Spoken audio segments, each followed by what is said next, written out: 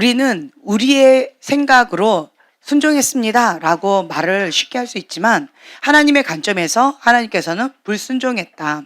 왕이 하나님의 명령을 어겼으므로 하나님의 명령을 버렸으므로 하나님도 왕을 버렸나이다 라고 하는 말을 들을 수도 있다라고 하는 거죠. 오늘 참 재미있는 일이 있었어요.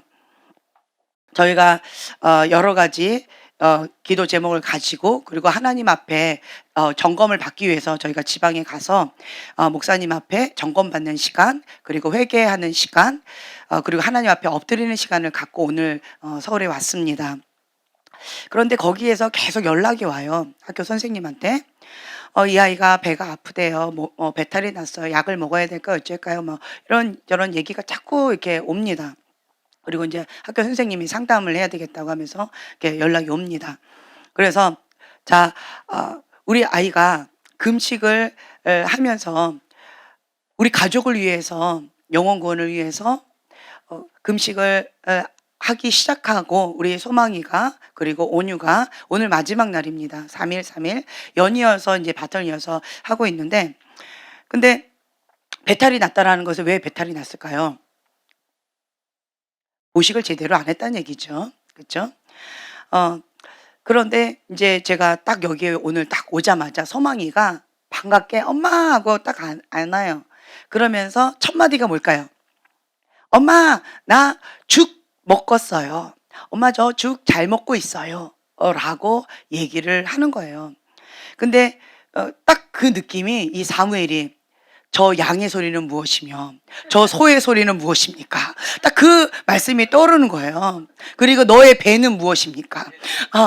이 말씀이 딱 떠오르면서 지금 들리는 소리에 의하면 보식을 전혀 제대로 하지 못하고 그냥 아무거나 먹어서 지금 속이 다 엉망이 됐다라고 하는 얘기를 이분 저분 사람들 여러분한테 제가 들었는데, 이 아이는 엄마, 나는 지금 현재 죽 먹고 있어요. 보식 잘하고 있어요. 라고 말을 하는 거예요. 그러면서 참 마음이 찹찹하면서 안타까웠어요. 그 금식으로 인하여서 제가 하나님 앞에 엎드리는 시간, 깊이 회개하는 시간, 주님의 앞에 더 가까이 나아가는 시간 가운데 정말 큰 도움이 되어졌습니다.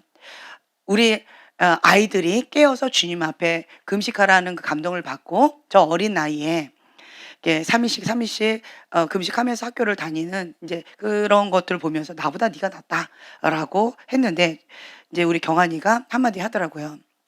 저는 5학년 때 일주일을 했습니다. 네. 3일 갖고 뭐 이렇게 가볍게 얘기를 하더라고요. 그러고 보니까 그때 저희가 인제 김포에 인제 이사 왔을 때 이렇게 초대를 많이 받았었어요.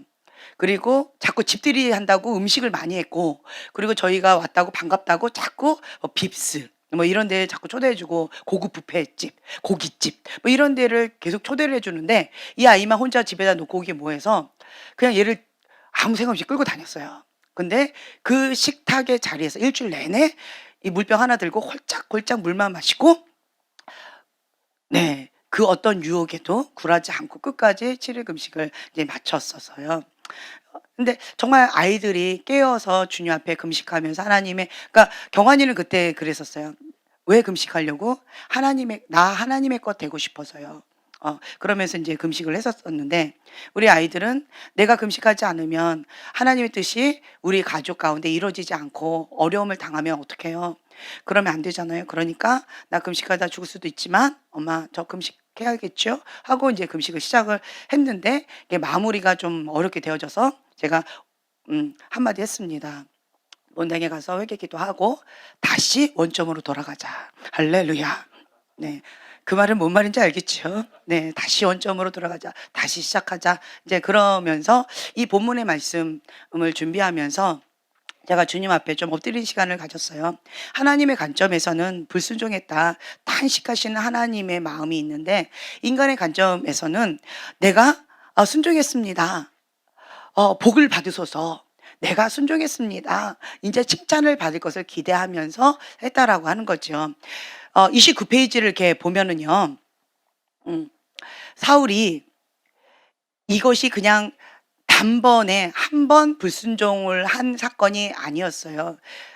사무엘상 13장에 이제 보면은요. 사무엘상 13장을 한번 펼쳐볼까요? 사무엘상 13장. 자, 그 앞쪽에 보면은요. 백성들이 왕을 구합니다. 왕을 구하면서 우리에게 왕을 주소서, 우리에게 왕을 주소서라고 합니다. 네, 12장 9절 보면요. 그들이 그들의 하나님 여호와를 잊은지라. 네. 그래서 적군의 손에 넘기셨고 그 적군들이 이스라엘 백성을 치게 되어집니다. 그러자 10절에 보면 백성이 여호와께 부르짖어 이르되 우리가 여호와를 버리고 바알들과 아스다롯을 섬김으로 범죄하였나이다. 그러하오나 이제 우리를 원수들의 손에서 건져내소서. 그리하시면 우리가 주를 섬기겠나이다. 이렇게 고백을 합니다. 그러나 이것을 듣지 않습니다. 이렇게 약속을 해놓고 하나님께서 또 긍휼을 베푸시면 또 그렇게 하지 않습니다. 이 사무엘이 이 마지막 노년에 이런저런 얘기를 하면서 14절입니다. 함께 봉독합니다.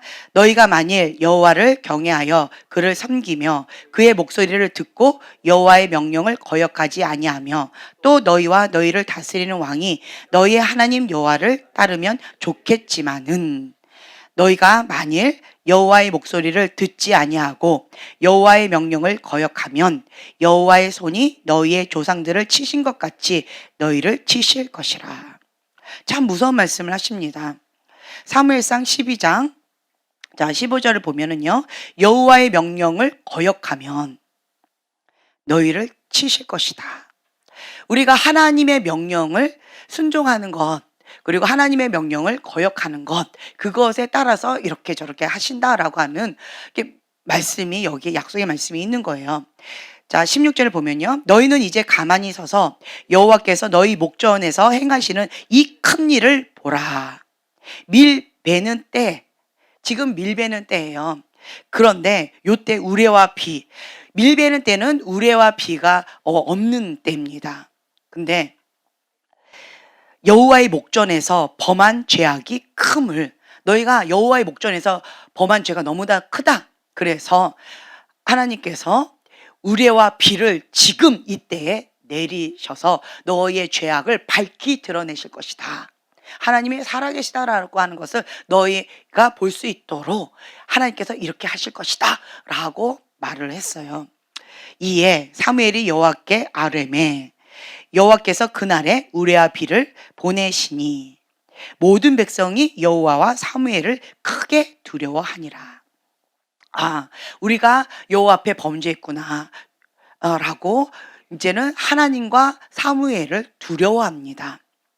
모든 백성이 사무엘에게 이르되 당신의 종들을 위하여 당신의 하나님, 자, 당신의 종들을 위하여 누구 하나님? 예, 당신의 하나님, 우리 하나님이 아니에요. 당신의 하나님 여호와께 기도하여 우리가 죽지 않게 하소서. 우리 죽지 않게만 해주세요. 당신의 하나님께 기도해 주세요. 우리가 우리의 모든 죄에 왕을 구하는 악을 더하였나이다. 우리가 하나님 앞에 범죄하고 하나님의 명령을 듣지 않았을 뿐만 아니라 거기에 플러스 왕을 구하는 악을 더했다라고 하는 것을 이제 인식하고 고백합니다. 그때 사무엘이 백성에게 이르되 두려워하지 말라. 회개하는 자에게 하나님께서 긍휼을 베풀어 주십니다. 너희가 과연 이 모든 악을 행하였으나 그러나 하나님께서는 피할 길을 주십니다. 여호와를 따르는 데에서 돌아서지 말고 여호와를 따르라. 오직 너희의 마음을 다하여 여호와를 섬기라. 너가 이러한 악을 지었지만 그렇지만 여호와를 따르는 데서 돌이키지 말고 그리고 오직 너의 마음을 다하여 뜻을 다하여 힘을 다하여 주 여호와 하나님만 사랑해라.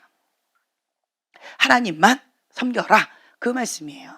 그렇게 하면 그럼 하나님께서 이렇게 긍휼을 베풀어 주실 것이다 라고 피할 길을 제시해 줍니다.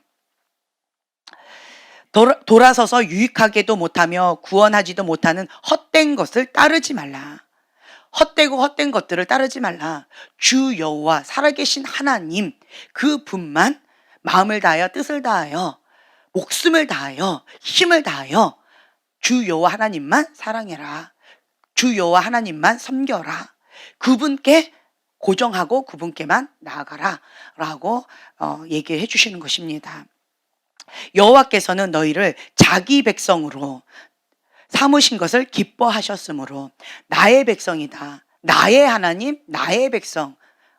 근데 이 이스라엘 백성은 계속 나의 하나님이라는 고백을 하지 않고요. 당신의 하나님이라는 고백을 합니다.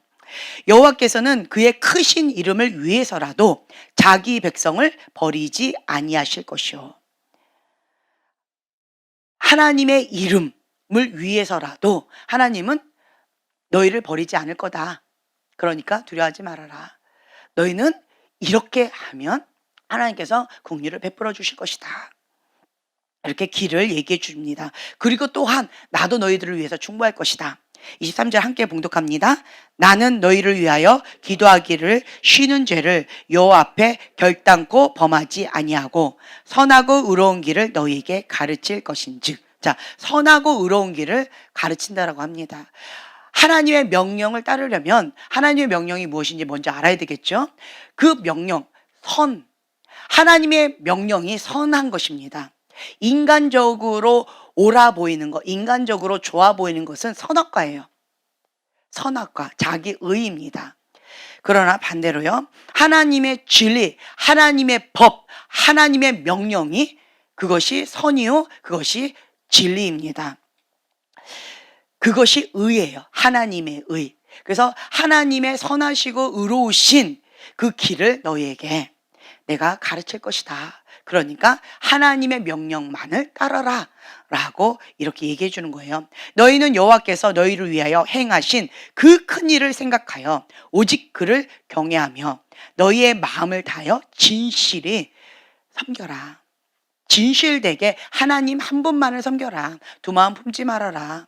딴 것, 헛되고 헛된 것 가운데 마음을 빼앗기지 말아라. 생각을 빼앗기지 말아라. 눈을 빼앗기지 말아라. 오직 여호와 한 분만을 사랑하고 그분만을 섬겨라.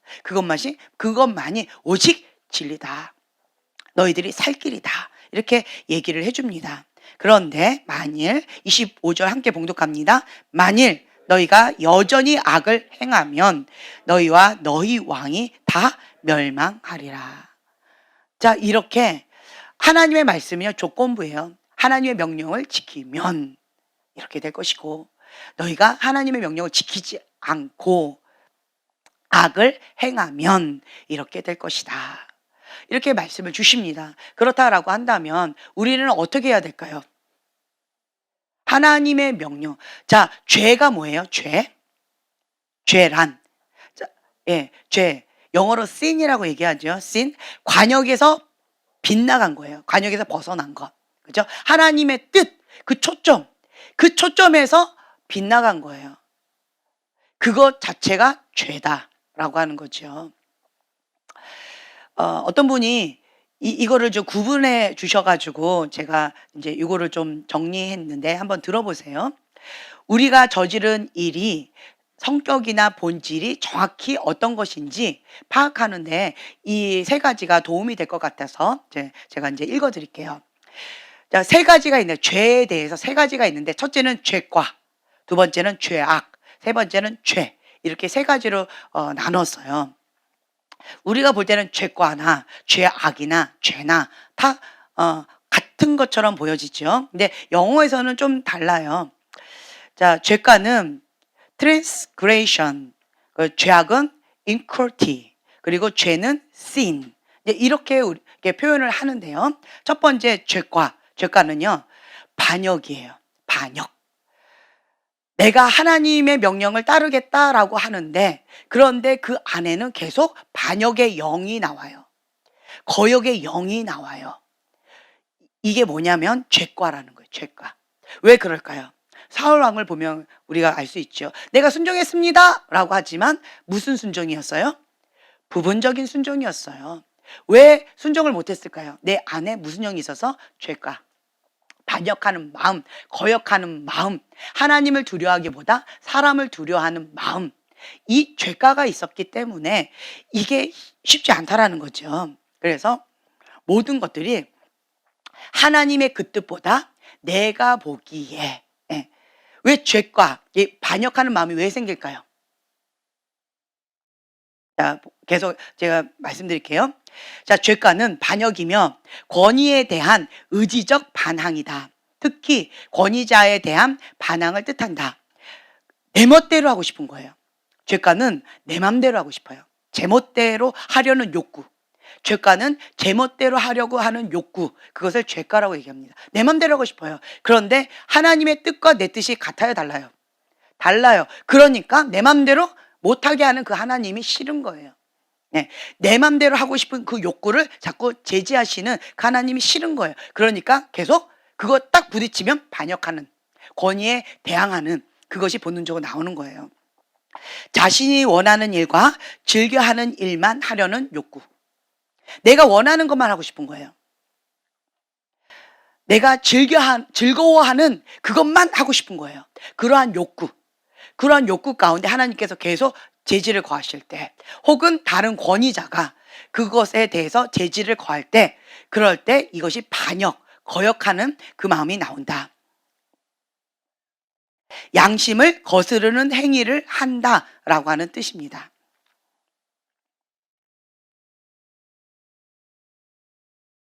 그래서 이 죄가는요, 죄와 허물을 얘기하는데 이 반역이라는 거예요. 거역의 영.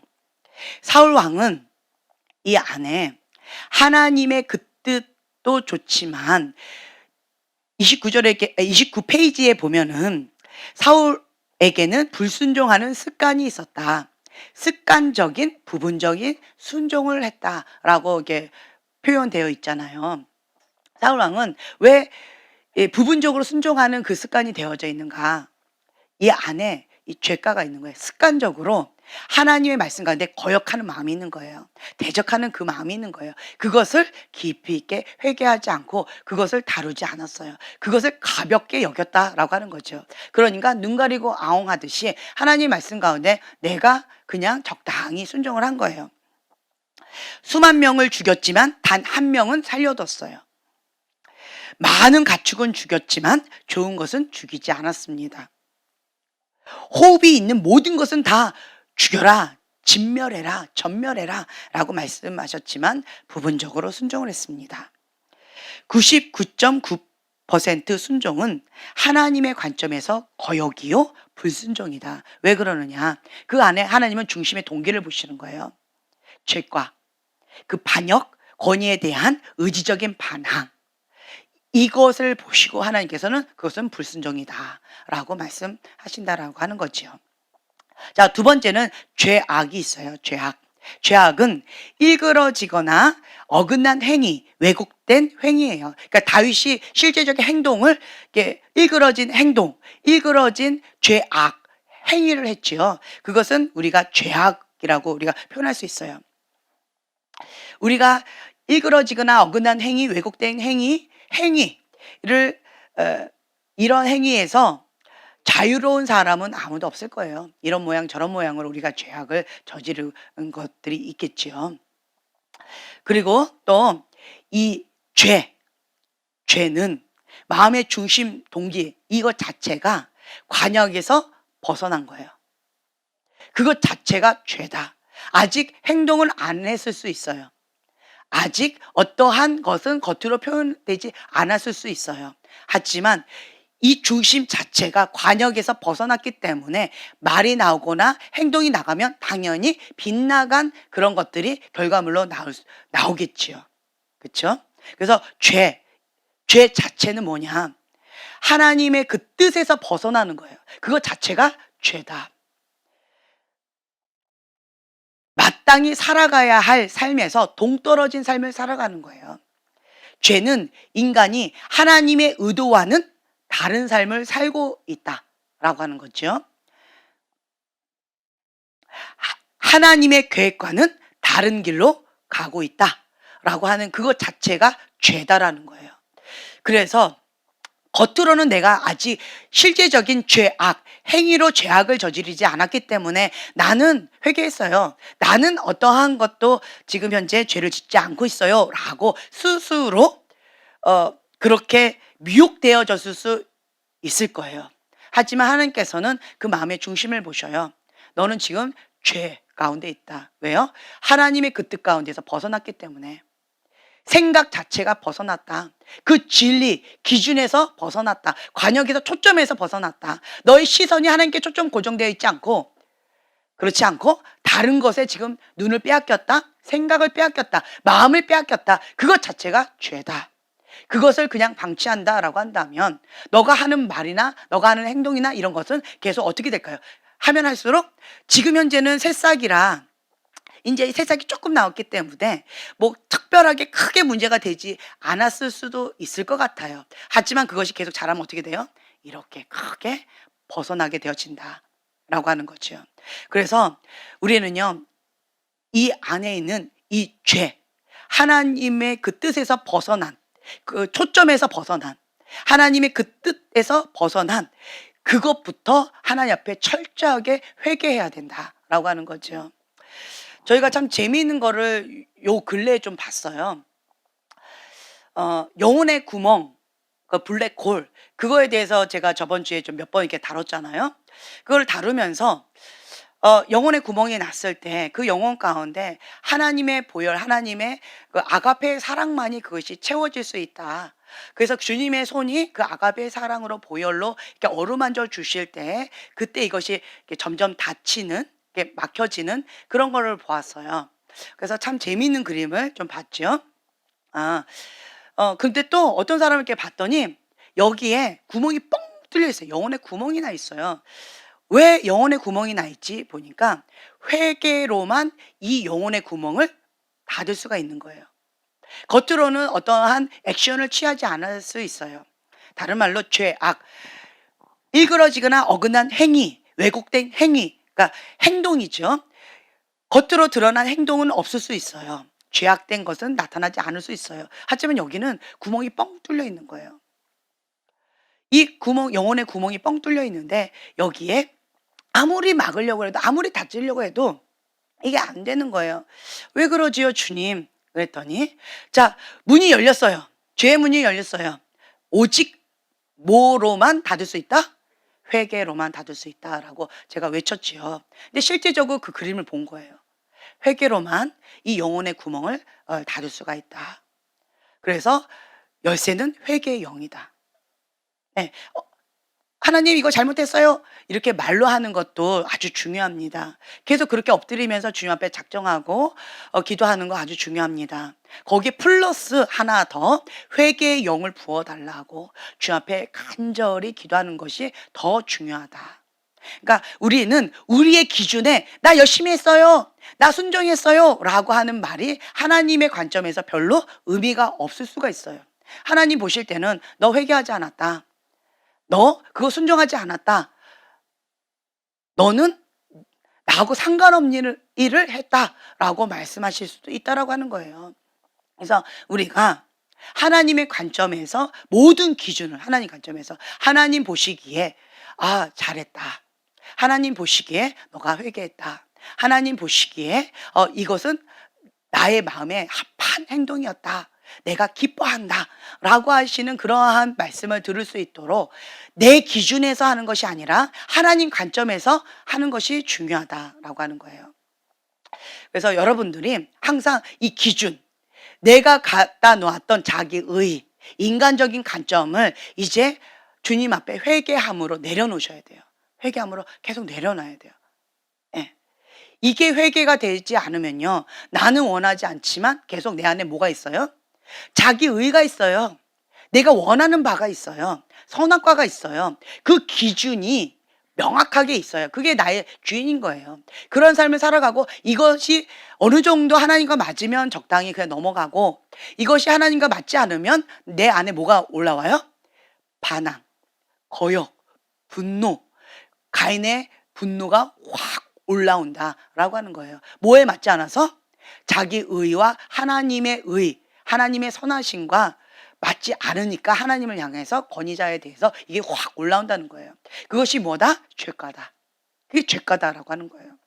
그래서 여러분들은 이 모든 것 가운데 하나님 앞에 사로잡아서 그리스도께 복종을 해야 되는데 첫 번째 단추가 뭐냐? 이걸 먼저 내려놔야 된다는 거예요. 자기의. 내가 옳다라고 생각했던 이 선악과를 철저하게 주님 앞에 회개함으로 주님의 뜻이 선입니다.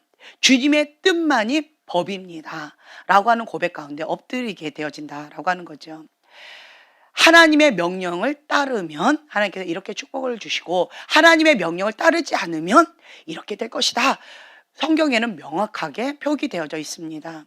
왕이 여호와의 명령을 준행하지 아니하였으므로 하나님의 명령을 버렸으므로 하나님도 왕을 버렸나이다. 하나님은 명확하게 말씀하세요.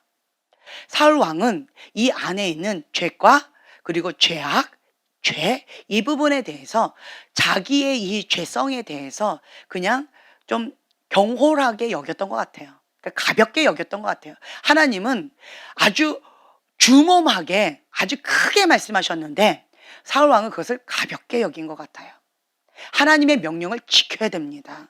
하나님께서 기름 부어주셔서 왕을 세우셨습니다. 그렇기 때문에 왕은 하나님의 명령을 지키셔야 합니다. 하나님의 명령을 따라야 합니다. 라고 말씀하셨음에도 불구하고 사울 왕은 그것을 가볍게 여겼어요. 그래서 내 안에 있는 이 죄과 가볍게 여겼고요. 내 안에 있는 이 초점이 빗나갔죠. 관역에서 벗어났어요. 그러니까 당연히 행동이 뭐가 나와요? 죄악된 행동이 당연하게 나오는 거예요. 결과물은 당연하게 나온 거예요. 내 안에 있는 이 반역, 이 거역, 권위에 대한 대항하는 이 거역의 영, 이것을 다루지 않은 상태에서 그리고 초점이 빗나갔어요. 관역이 빗나갔어요. 빗나간 상태에서 아무리 화살을 쏘보세요. 100발을 쐈어요. 어떻게 될까요? 그렇죠. 다 빗나갔어요. 왜 그럴까요? 초점이 벗어났기 때문에 그래요. 이게 뭐예요? 다시 여호와께로 돌아가는 것이 회개다.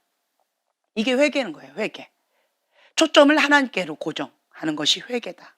회개하지 않고 자기 열심으로 계속 쏴요.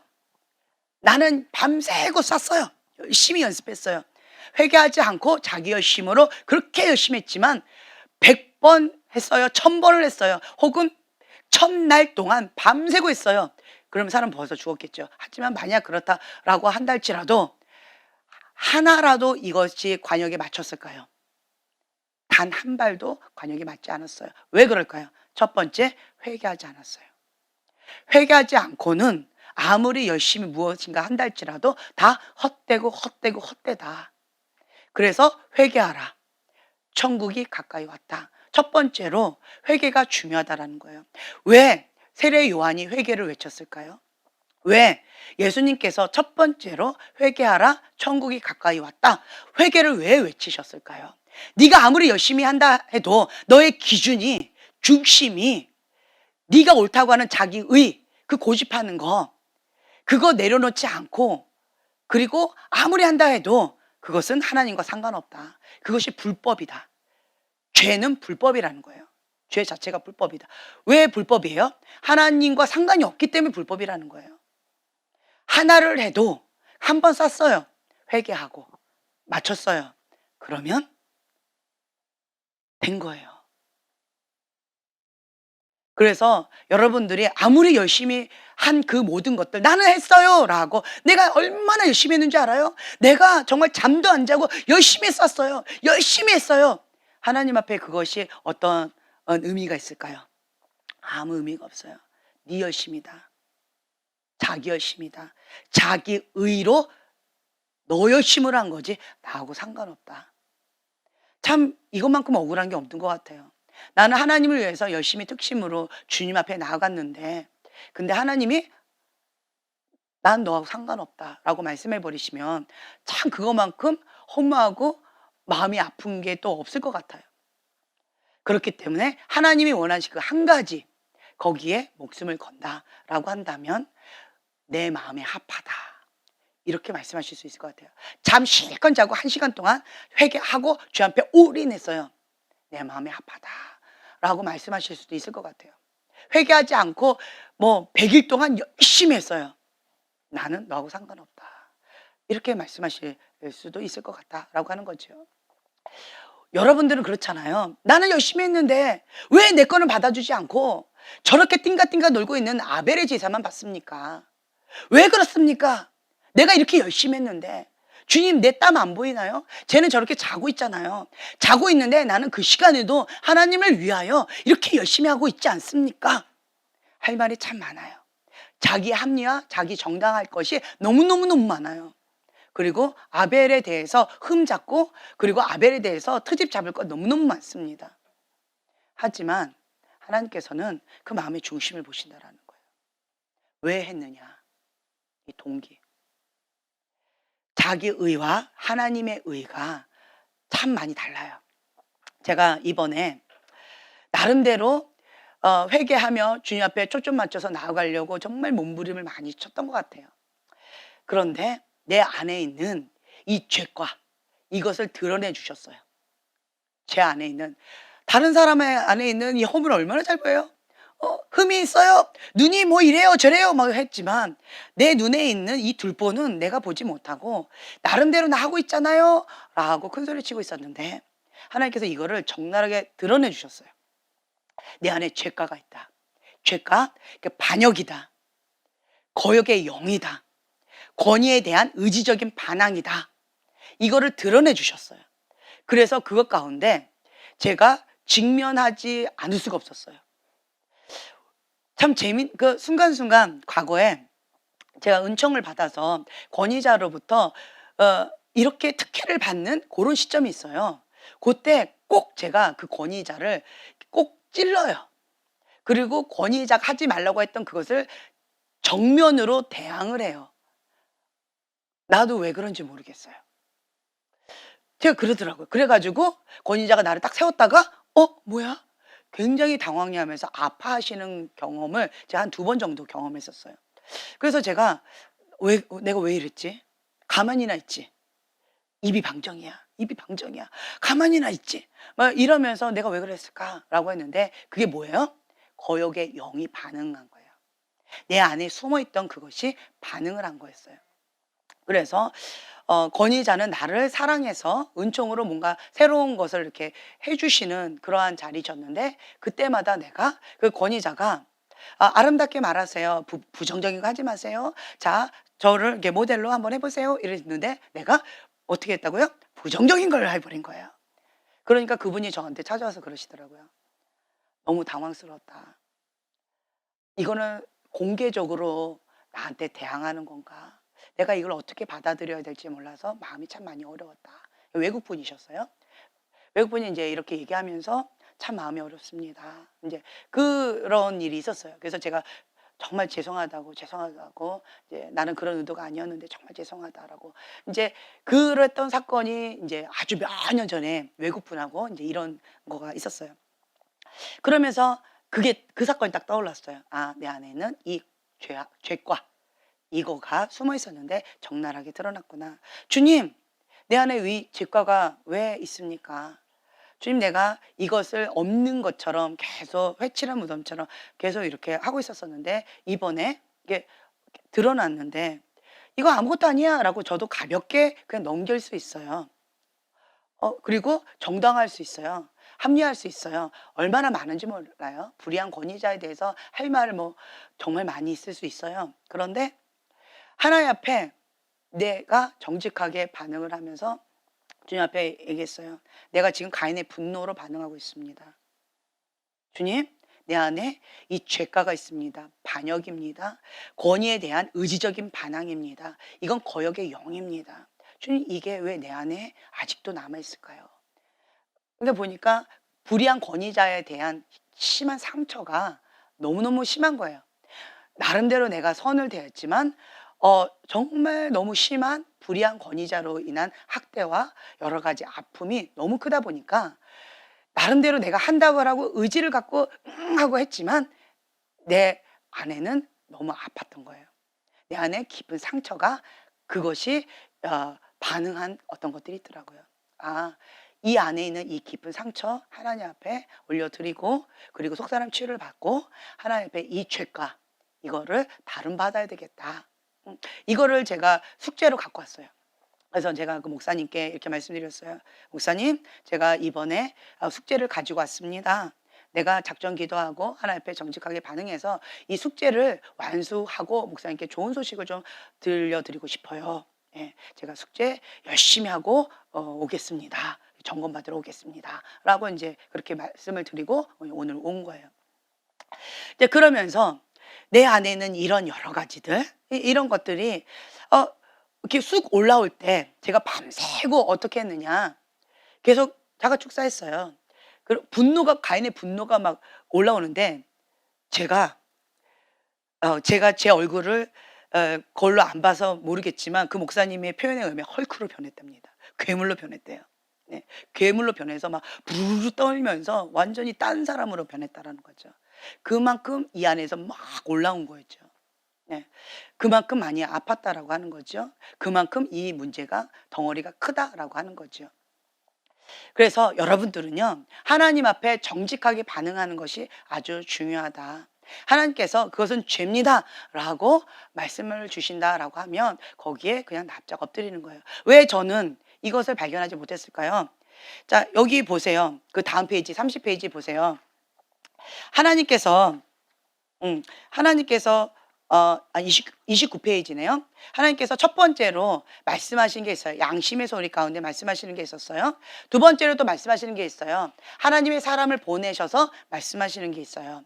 또 세 번째 하나님께서 말씀하시는 방법이 있어요. 이게 뭐예요? 예, 하나님의 심판이에요. 하나님의 심판을 통하여서, 인생의 폭풍을 통하여서 하나님이 깨닫게 하시는 게 있어요. 그게 다 뭐예요? 뭐 하라고? 회개하라고. 예, 회개하라. 천국을 누리라는 거예요. 회개하고 천국을 누려라. 회개하고 하나님의 통치를 받으라. 그 얘기예요. 그래서 하나님께서는 첫 번째로 양심 가운데 말씀하시는데, 내가 죄가가 너무 크다 보니까 이게 휘장이 가려져서, 눈이 가려져서 나는 괜찮은 것처럼 미혹 가운데 잡혀 있으니까 내가 죄에 빠지면요, 내 죄는 보지 못해요. 그러면 하나님께서 계속 양심의 소리 가운데 말씀하시지만 내가 들어요, 못 들어요? 못 들어요. 내가 죄 가운데 있으면 나는 내 양심 가운데 하나님 음성을 못 듣는 거예요. 그러면 두 번째 방법으로 하나님께서는 하나님의 사람을 보내십니다. 나단 선지자를 보내시고 사무엘을 보내셨던 것처럼 그렇게 하나님께서 보내십니다. 그러면 그때 바로 납작 엎드리는 다윗 왕처럼 자복하고 회개하면서 제가 여호와께 범죄했습니다. 여호와께만 범죄했습니다. 이렇게 고백을 한다라는 거죠. 물론 사람들한테 큰 죄를 졌어요. 근데 가장 큰 죄가 누구에게 범죄한 거예요? 하나님께요. 하나님께 범죄하면 당연히 사람들에게 당연히 범죄가 나와요. 그렇기 때문에 내가 하나님께 범죄했다. 그 중심 동기, 죄과, 그리고 죄악, 죄, 그 부분, 하나님 앞에 내가 초점이 빗나갔습니다. 내 안에 죄를 해결하지 않았다는 거예요. 이 관역에서 벗어났습니다. 내 마음의 중심이 이미 시선을 놓쳤습니다. 생각을 빼앗겼습니다. 마음을 빼앗겼습니다. 죄를 사랑했습니다. 하나님을 사랑해야 되는데 내가 안일함에 빠졌고 내가 죄를 사랑했습니다. 내가 죄를 지었습니다. 그리고 내 안에 죄가가 있습니다. 하나님 앞에 반역하고 거역하면서 하나님을 대적하는, 하나님 앞에 죄를 짓는 이런 크나큰 죄를 지었습니다. 그러니까 당연히 죄악된 이런 열매들이 나왔습니다. 내가 여호와께 범죄했습니다 라고 하면서 다윗 왕이 납작 엎드려서 자복하고 회개하는 그런 시간을 갖습니다. 그 내용이 시편 51편의 내용들이 이렇게 쫙 있어요. 그런데 여기 보세요. 사울 왕은요, 우리가 저번 시간에 이 사무엘상 이 15장을 이렇게 나눴었잖아요. 근데 그 이전에 12장, 13장 이걸 보면요, 습관적으로 사울 왕은요, 여호와의 명령을 가볍게 여기는 게 있어요. 다른 말로 여호와를 경외하는 마음이 있다 없다? 없다. 여호와의 말을 가볍게 여기는 거예요. 하나님의 말씀을 두렵고 떠는 자 복됩니다. 근데 하나님 말씀 가운데 두렵고 떨지 않고요. 경홀히 여기는 거예요. 여호와를 경외하지 않는 거죠. 그것 자체가 죄예요. 벗어난 거예요. 관역에서 벗어난 거예요. 여호와를 경외하지 않습니다. 그래서 하나님께서는 이 구약에 보시면요. 여호와를 경외하지 않음으로 이러한 죄를 졌다. 여호와를 경외함으로 정직하게 다윗의 길을 갔다. 이렇게 표현하세요. 그 중심이 여호와를 경외함으로. 이걸 보신다라고 하는 거죠. 그것 자체가 죄다. 관역에서 벗어난 것, 그 자체가 죄다라고 하는 거죠. 근데 이 사울 왕은 여호와를 경외하는 마음이 없다. 왜요? 하나님의 말씀을 경홀히 여겼어요. 가볍게 여겼어요. 에이 뭐 그거 갖고 뭐 알았어요. 뭐 하죠 뭐. 이렇게 얘기한 거예요. 뭐 할게요.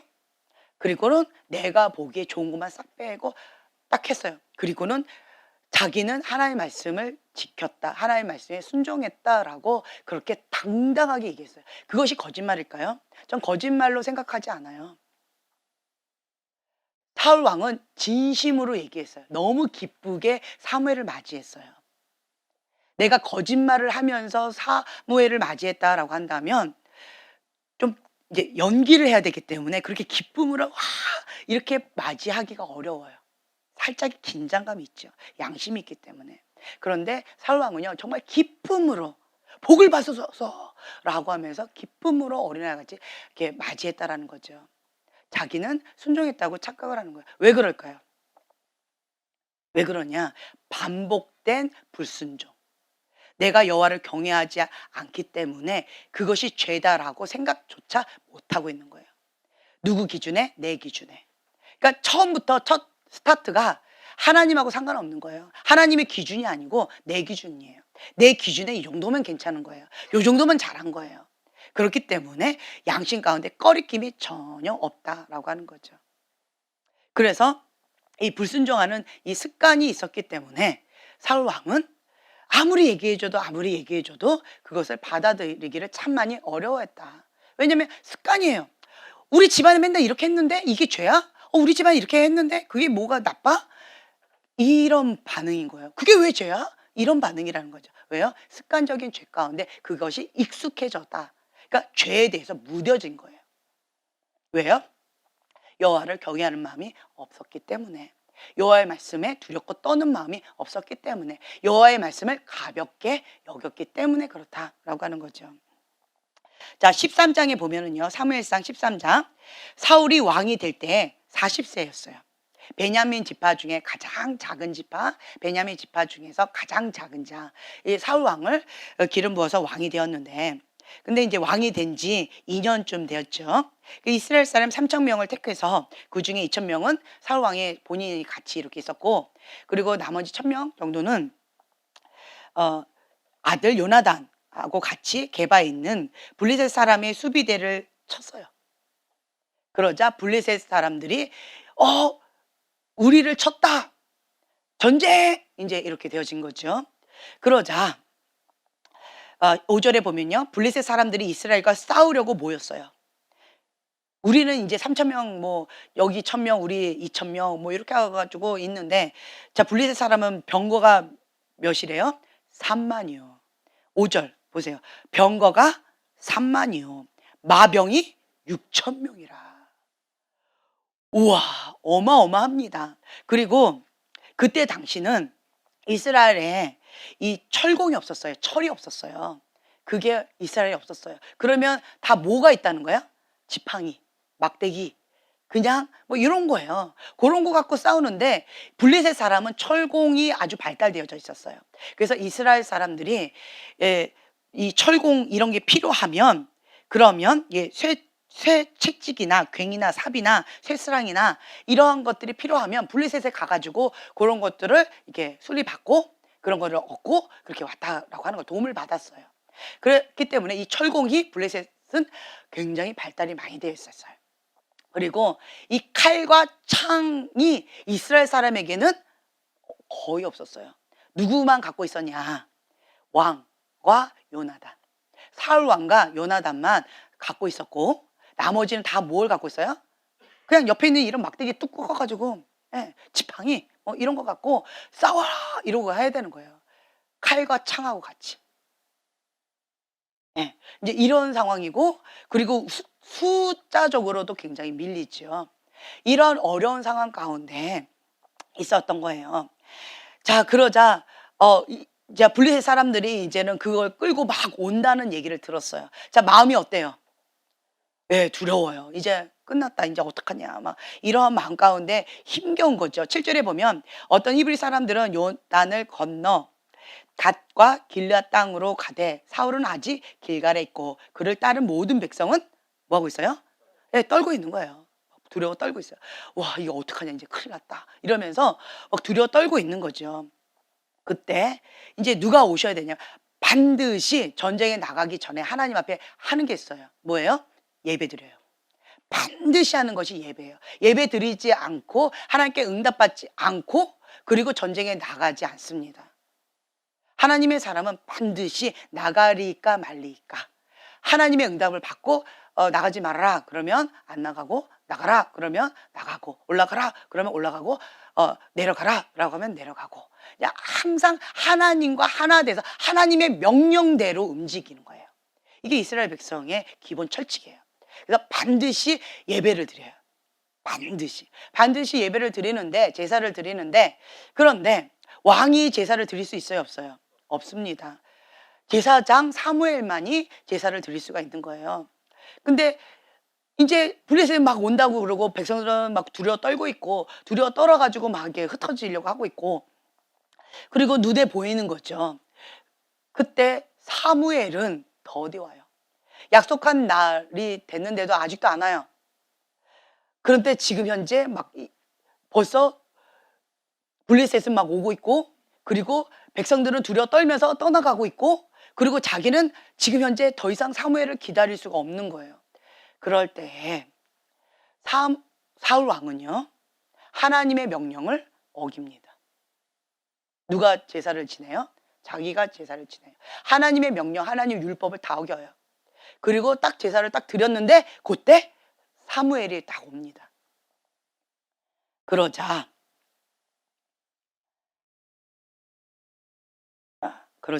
인제 이렇게 하는 거죠. 자, 번제 드리기 10 절입니다. 번제 드리기를 마치자 사무엘이 온지라 사울이 나가 맞으며 문안하매 사무엘이 이르되 왕이 행하신 것이 무엇이냐 하니 사울이 이르되 백성은 내게서 흩어지고 당신은 정한 날 안에 오지 아니하고 블레셋 사람은 mikmas에 모였음을 내가 보았으므로 내가 이렇게 해서 부득이 번제를 드렸습니다. 어쩔 수 없는 상황이야. 당신 약속 안 지켰잖아요. 지금 이런 상황인데 당신 왜 늦게 왔어요? 그러니까 남 탓하고 있는 거죠. 그러니까 내가 부득이 드릴 수밖에 없었다. 그러니까 변명하는 거예요. 남 탓하고 자기 합리하고 자기 정당하고 그러면서 부득이 이럴 수밖에 없었다. 라고 이렇게 당당하게 얘기를 한다라고. 이게 사울 왕의 태도예요. 어찌 이렇게 망령된 일을 했습니까? 라고 하면 첫 번째 반응이 뭐 해야 돼요? 제가 죄를 졌습니다. 여호와의 율법을, 여호와의 명령을 어겼습니다. 이게 나와야 돼요. 첫 번째 반응이. 여호와의 명령을 어겼습니다. 제가 죄를 졌습니다. 이렇게 나와야 되는데 사울 왕은 이 습관이 배어 있어요. 자기 의가 있는 사람은요, 이렇게 자기 정당하고 남 탓하고 자꾸 자기 변명을 한다라는 거죠. 이러니까 내가 이렇게 했습니다. 부득이 이렇게 되었습니다. 할 말이 너무 많은 거죠. 그러자 13 절에 사무엘이 사울에게 이르되 왕이 망령되이 행하였도다. 왕의 하나님. 자, 누구 하나님? 왕의 하나님. 왕의 하나님이라고 이렇게 표현되어 있어요. 왕의 하나님 여호와께서 왕에게 내리신 명령을 지키지 아니하였도다. 네. 왕의 하나님 그 명령을 지키지 않았습니다. 왕은 하나님 앞에 범죄했습니다.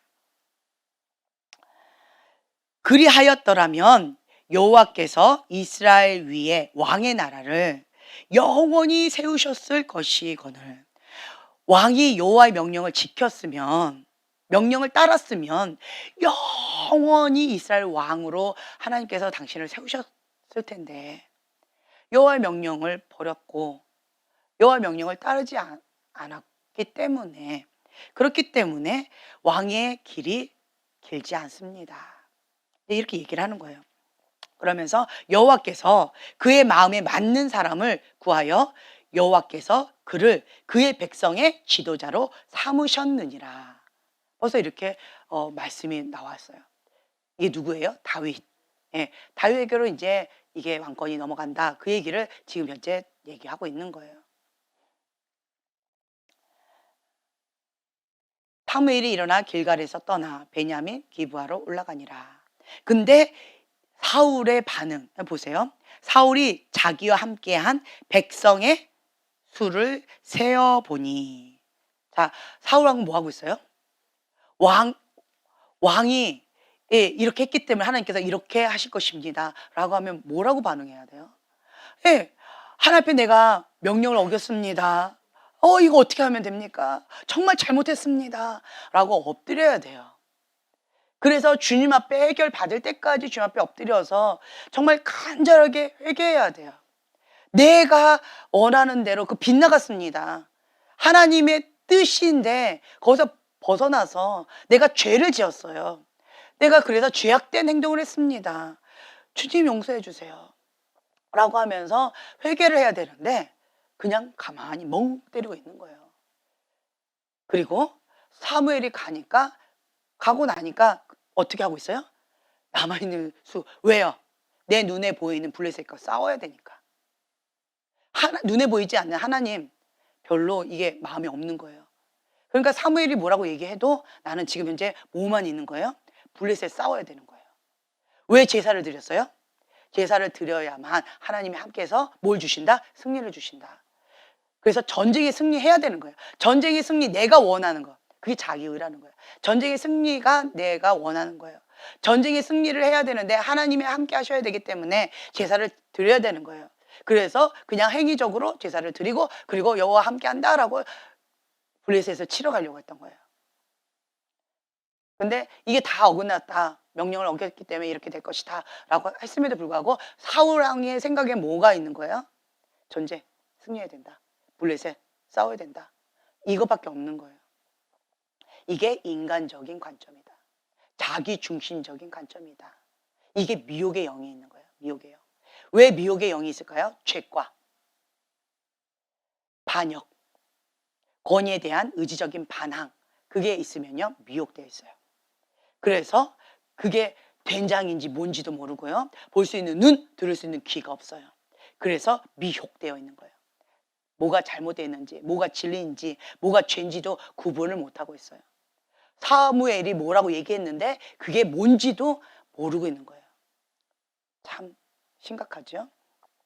그리고는 수를 세보니 처음에 나랑 같이 있었던 백성이 몇 명이었어요? 2,000명이었죠. 그렇죠? 그랬는데 요나단하고 있었던 사람은 1,000명, 나하고 있었던 2,000명 있었는데 지금 현재 세보니까 몇 명 있었어요? 600명. 너무 적은 수예요. 그런데 블레셋 사람은 지금 몇 명이 온대요? 병거가 3만이요, 마병이 6천이라. 그리고 거기는 칼과 창호를 가지고 오는데 우리는 그냥 이러한 것 갖고 해야 되는 거예요. 그런 상황 가운데 있는 거죠. 자, 22절에 보면 싸우는 날에 사울과 요나단과 함께한 백성의 손에는 칼이나 창이 없고 오직 사울과 그의 아들 요나단에게만 있었더라. 그러니까 이런 상황에서 싸워요. 그런데 믿음의 사람 요나단은요 눈에 보이는 것으로 하지 않았어요. 사울 왕은 계속 뭐로 반응했어요? 눈에 보이는 거, 들리는 소리, 육으로 반응했어요. 육으로 반응했어요. 그러나 요나단은 믿음으로 반응했어요. 누가 함께 하셔요? 만군의 여호와가 함께 하신다. 그래서 6절에 보면요, 14장 6절, 요나단이 자기의 무기를 든 소년에게 이르되 우리가 이 할례 받지 않은 자들에게로 건너가자. 자, 뭐 받지 않은? 할례 받지 않은. 우리는 뭐 받았다? 할례 받았다. 그 차이가 뭐예요? 우리는 만군의 여호와의 백성, 선택된 백성이요. 저들은 할례 받지 않은 자들. 저들은 누가 없다? 하나님이 없다. 우리는 누가 있다? 하나님이 있다. 칼과 창은 있어도 하나님 없다. 우리는 칼과 창은 없어도 하나님이 계시다. 그 뜻이에요. 우리는 할례 받지 않은 자들에게로 건너가자. 여호와께서 우리를 위하여 일하실까 하노라. 우리가 이렇게 죄를 졌다 할지라도 여호와께 우리는 의지할 수밖에 없는 거예요. 우리를 위해서 여호와께서 일하실까 하노라. 그래서 여호와를 의지하여 우리가 나가자. 여호와의 구원은 사람이 많고 적음에 달리지 아니하였느니라. 전쟁은 여호와께 있다. 그래서 여호와의 구원은 사람이 많다 적다 눈에 보이는 거 칼과 창 이런 거 있지 않다. 오직 누구에게 있다? 여호와께만 있다. 하나님께서 승리를 주시면 무조건 승리한다. 여호와께서 아무리 어마어마한 것이 있다 할지라도 여호와께서 이건 졌다라고 하면 진 거다. 그러니까 요나단은 이 믿음으로 반응을 합니다.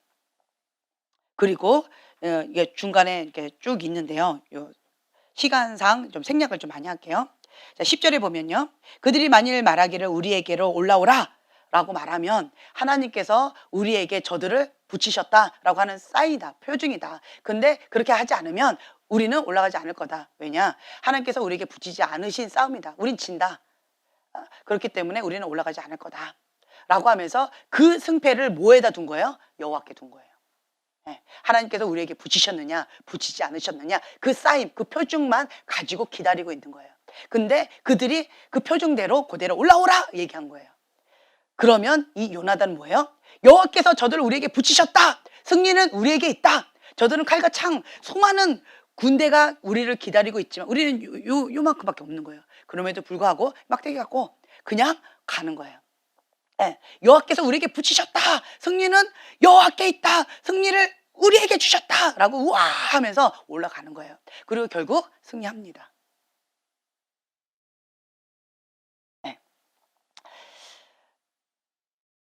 이걸 좀 말씀드리고 싶은 거예요. 우리는 모든 것이 어디 기준? 하나님 기준. 그것이 법이요. 그것이 진리이다. 참 그것을 지키는 것이 참 쉽지 않습니다. 모든 생각을 다 사로잡아 그리스도께 복종하는 것 그것이 첫 출발이다. 왜 하나님 앞에 순종이 어려워요? 내 생각, 내 상처, 내 아픔, 내 어떤 것 뭐가 많아. 그러니까 순종이 어려운 거예요. 우리가 다시 한번 요거를 좀 읽고 봉독하고 싶은데 고린도후서 10장 4절 5절 말씀이에요. 우리가 왜 속사람 치유를 받고 있어요? 왜 우리가 지금 현재 훈련을 받고 있어요? 왜 제가 예언스쿨에서 갑자기 마음스쿨로 바뀌고 마음스쿨에서 예언스쿨로 왜 못 바꾸고 있어요? 그게 바로 이것 때문에 그래요. 목적은 이 고린도후서 10장 4, 5절 말씀이에요. 법, 하나님의 명령 지키면 누가 책임지신다? 하나님께서 책임지신다. 우리는 그거 하나만 하면 되는 거예요. 나머지는 하나님께서 하신다. 근데 요거 하나가 안 되는 거예요. 그래서 우리는 뭐예요? 마음을 다하여 뜻을 다하여 힘을 다하여 주 여호와만 사랑하는 거예요. 그 명령에 죽기까지 순종해야 되는 거예요. 그러면 나머지는 주님께서 책임져 주신다. 그래서 우리가 순종을 배우는 거고 순종학교를 하는 것이고 우리가 마음스쿨을 하는 것이고 우리가 속사람 치유를 받는 것이고 목적은 이거 하나예요. 고린도서 10장 4, 5절의 말씀 이 말씀대로 우리가 살아내려고 우리가 지금 여러 가지 말씀 가운데 까고 또 치고 또 치고 또 찌르고 또 찌르는 거예요. 이게 안 되면요 될 때까지 제자리 걸음 반복하는 거예요. 계속 더 이상 진보는 어려워요. 왜요? 자기 의가 강한데 벌써 관역에서 벗어났는데 아무리 쏴봐요. 벗어났는데 출발해봐요. 다시 어떻게 돼요? 갔다가 다시 돌아와야 돼요.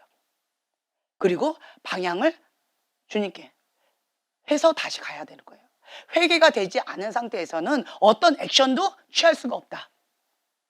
빗나간 상태에서는 그 어떤 것도 할 수가 없다라고 하는 거예요. 그래서 우리는 먼저 이 마음 가운데 하나님의 법, 하나님의 명령 그것이 이 군인 정신. 왜 군인이라고 제가 말씀드린 줄 아세요? 군인은 명령에 복종해요. 민간인은 저렇게까지 해야 돼? 이렇게 말이 나와요. 그럼 민간인이에요. 군인은요.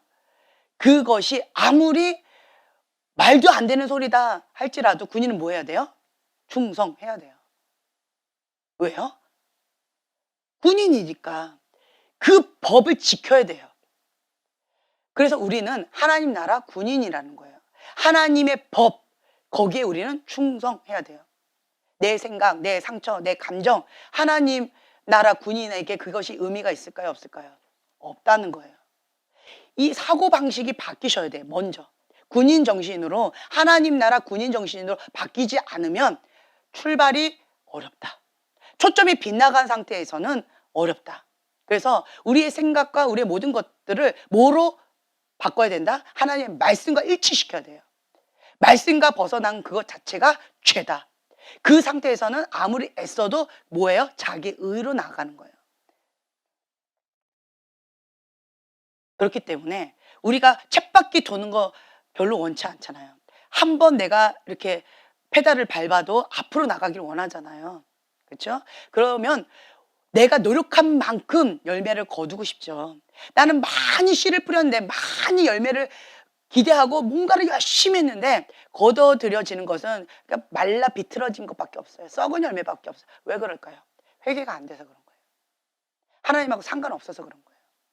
그래서 첫 번째로 회개하는 거. 회개하면 고린도후서 10장 4, 5절의 말씀, 그것이 이루어지고 그거가 되면 그러면 그때부터 나는 뭐다? 정체성이 바뀌어요. 군인이다. 하나님 나라 군인이다.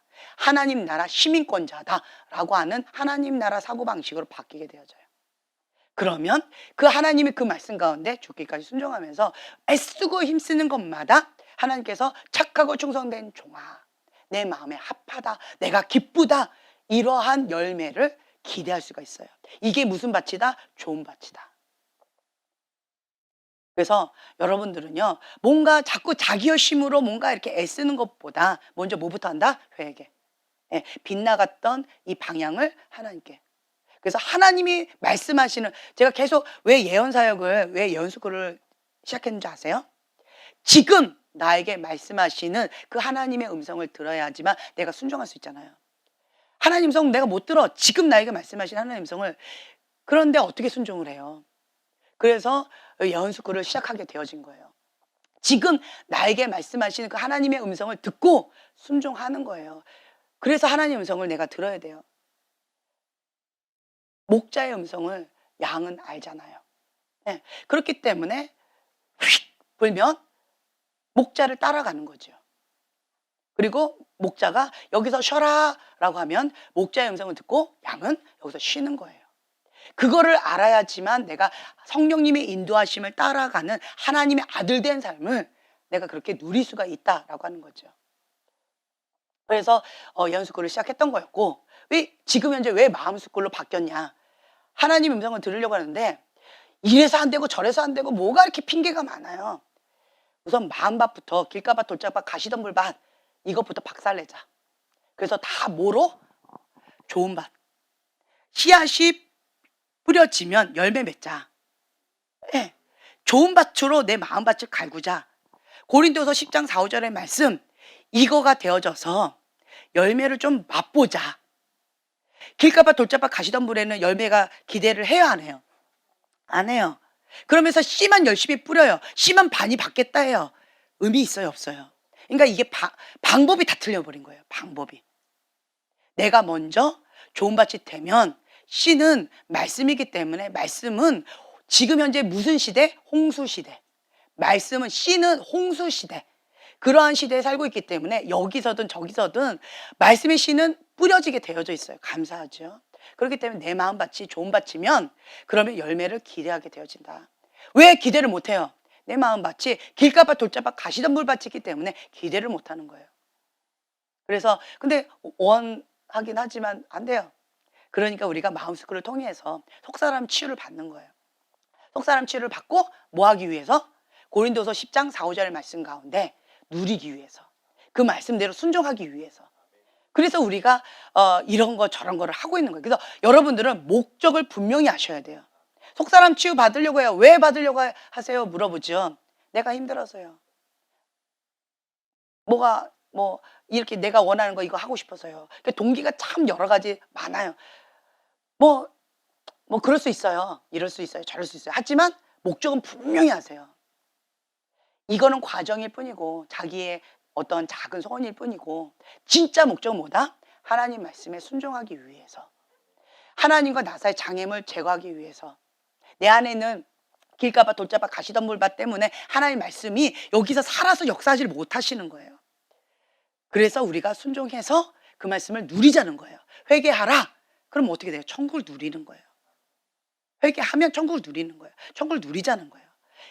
하나님의 통치를 받을 때 우리는 누리게 되어져 있어요. 하나님은 뭐 해라 저거 해라 저거 해라 말씀 안 했어요. 딱 한 가지만 말씀하셨어요. 뭐 하래요? 하나님 명령을 지키면 요거 하나예요. 하나님 말씀이 진리예요. 그 말씀을 듣고 순종하여 행하면 하나님이 책임지신다. 그러면 우리는 다른 거에 쓰지 마세요. 그냥 하나님 말씀, 그것이 진리다. 그것이 선이다. 그것이 의다. 그래서 자기 의 났던 거 빨리 어떻게 해요? 내려놓는 거. 이게 회개예요. 이게 회개예요. 자기 내려놓고 하나님의 의 거기다 올려놓고 그리고 그 말씀 가운데 죽기까지 순종하고 피 흘리기까지 싸우면서 그 말씀을 살아내는 거예요. 그게 회개예요. 네. 그러면 천국을 누리게 된다. 그 다음 몫은 누가 하신다? 하나님 역할이에요. 근데 여러분들이 하나님 역할을 자꾸 하려고 해요. 그러니까 어려워지는 거예요. 이렇게 열심히 했는데 왜 이래요? 하나님 역할을 하니까 그래요. 하나님께서 나에게 뭐 하라고 하신 거는 뭐예요? 여호와의 명령을 지켜 행하면 그것만 하면 돼요. 그것만. 정말 이해가 되시죠? 그래서 우리가 오늘 좀 기도하는 시간을 좀 가졌으면 좋겠어요. 고린도후서 10장 4, 5절 말씀. 자, 한 목소리로 봉독합니다. 우리의 싸우는 무기는 육신에 속한 것이 아니요 오직 어떤 견고한 진도 무너뜨리는 하나님의 능력이라. 모든 이론을 무너뜨리며 하나님 아는 것을 대적하여 높아진 것을 다 무너뜨리고 모든 생각을 사로잡아 그리스도에게 복종하게 하니. 아멘. 이거 위해서 우리가 영적 싸움 하는 거예요. 이거 하기 위해서 우리가 지금 속사람 치유받는 거고 지금 이렇게 기도하는 거고 씨름하는 거고 양육 받는 거고 이런 거다. 그래서 여러분들 이 말씀이 먼저 순종이 되어질 때 회개가 되어질 때 참된 자유 진리가 너희를 자유케 하리니 그 자유를 맛보게 되어져요. 왜요? 천국을 누리니까. 회개한 자는 천국을 맛보게 되어집니다. 우리가 이 말씀을 붙잡고 주여 3번 부르짖고 기도하며 나가겠습니다.